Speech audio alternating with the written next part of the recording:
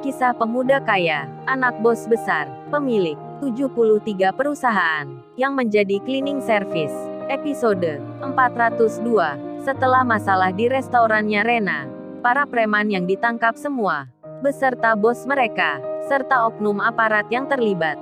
Beberapa hari pun telah berlalu. Bulan puasa sudah terlewati. Si Rena kini sudah kembali beraktivitas di perusahaannya sendiri. Kenshin pun demikian, masih tinggal di rumahnya Kaori. Begitu pula dengan Iwan, menjalani hari seperti biasanya. Kemudian di waktu ini, Iwan dipanggil polisi untuk menjadi saksi, sekaligus menjadi korban atas peristiwa penembakan yang dilakukan seseorang. Seseorang itu bernama Yudis, yang menembak dirinya di acara pernikahan. Yudis hari ini akan disidang. Dirinya akan ditanya tentang percobaan pembunuhan yang kemarin ia lakukan. Kenshin pun akan hadir. Begitu halnya Kaori. Hingga waktunya tiba, mereka sudah di persidangan. Yudis telah dihadirkan dengan seragam tahanan. Sidang pun berjalan. Yudis ditanya alasannya menembak orang sampai nekat melakukan. Yudis pun menjawabnya, semua ini karena dendam, karena sakit hati. Perusahaannya telah rugi, mengalami kejatuhan. Tak hanya itu, pacarnya juga selingkuh, berpaling ke pria lain. Yudis menuduh Kenshin bermain hati dengan ceweknya, hingga hubungannya dengan Rena menjadi berakhir. Oleh karena hal itu, Yudis bercerita pada Pak Hakim. Ia nekat melakukan, ingin membuat perhitungan. Dengan cara begitu, Kaori yang di samping Kenshin, tentu ia mendengarnya. Suaminya yang disangka jadi orang ketiga, penyebab putus hubungan mereka. Namun Kaori tak terpengaruh, tak percaya begitu saja. Kaori pun tak cemburu mendengar ceritanya Yudis. Lalu Iwan yang di situ. Iwan pun juga ditanya tentang hal yang menimpa dirinya. Iwan pun menjawabnya dengan seperti adanya, hingga hal itu berlangsung sampai persidangan berakhir. Pak Hakim lalu bicara, memberitahukan sidang berikutnya dilakukan 1 bulan ke depan. Setelah hal itu semua, Kenshin dan Kaori pulang. Begitu pula dengan Iwan, yang saat ini bersama Ririn. Rupanya Ririn hadir menemani. Lalu Kenshin bilang, "Wan mampir dulu, Wan makan di tempatnya Rena.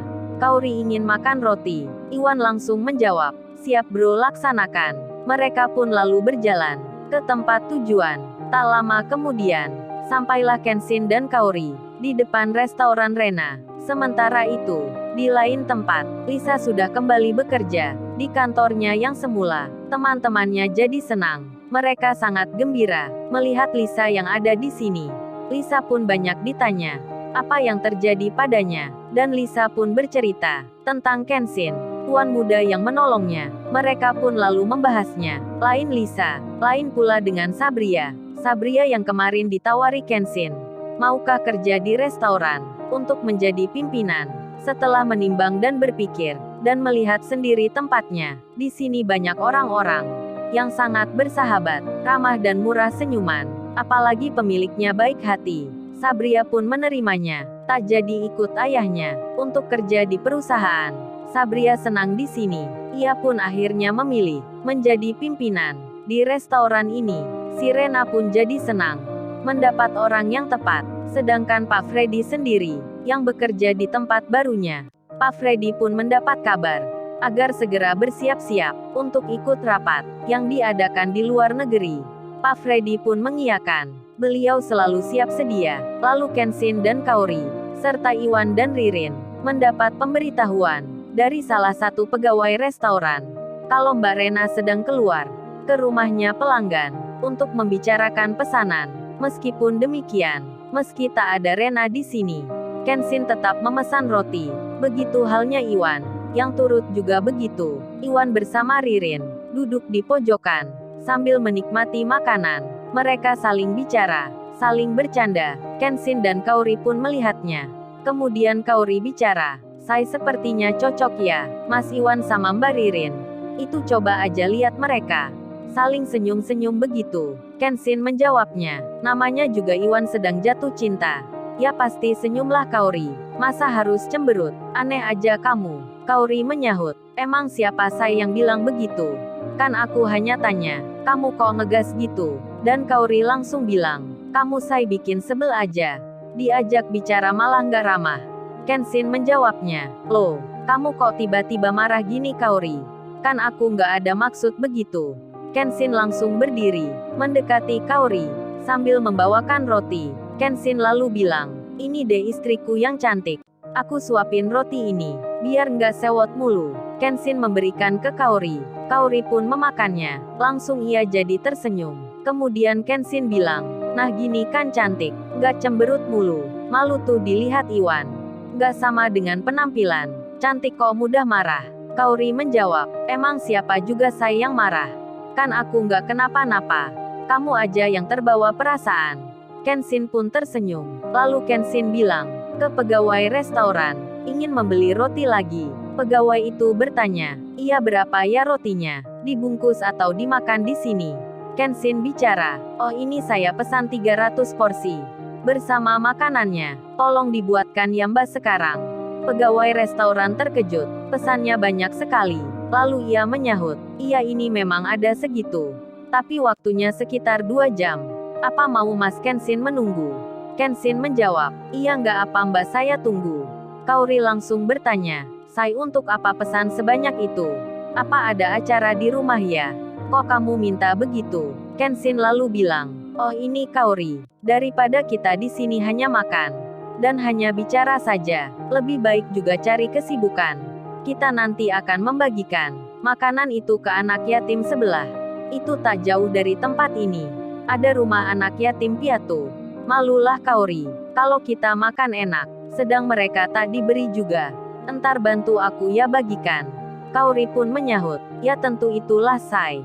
Aku suka sekali malah, nggak berpikir sejauh itu. Sedangkan si Rena sendiri, berada di rumah pelanggannya, ia belum membaca pesan WhatsApp-nya yang dikirim oleh pegawainya. Si Rena masih sibuk bicara, sambil menunjukkan gambar roti yang diminta pelanggannya. Setelah itu beberapa menit berjalan. 1 jam pun berlalu. Iwan mendatangi Kenshin.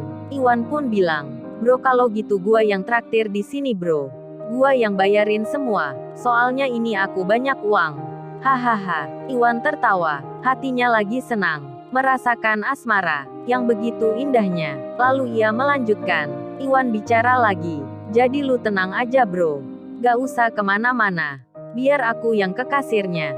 Iwan langsung saja berjalan menuju tempat pembayaran.